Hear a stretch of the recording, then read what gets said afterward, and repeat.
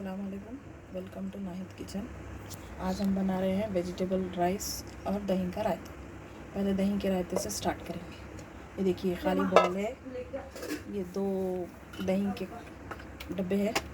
इसमें हम ये डालेंगे चॉप करी हुई ऑनियन, ये पुदीना, ये कोतमीर, इसको बारीक बारीक काट लेंगे। हरी मिर्ची का पेस्ट, नमक अपने हिसाब से। ये देखिए ये मिक्स करेंगे ये सब। धनिया, पुदीना, ऑनियन, ये हरी मिर्ची का पेस्ट, साल्ट अपने हिसाब से डालेंगे। ये दही को हम इस तरह फेंट लेंगे।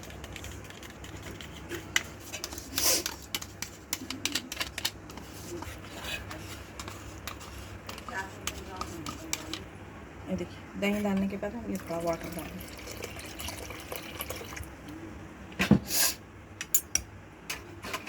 अच्छी तरीके से मिक्स करेंगे। हरी मिर्च, धनिया, पुदीना, प्याज, दही, नमक अच्छी तरीके से मिक्स करें। ये दही का रायता बनकर तैयार हो गया।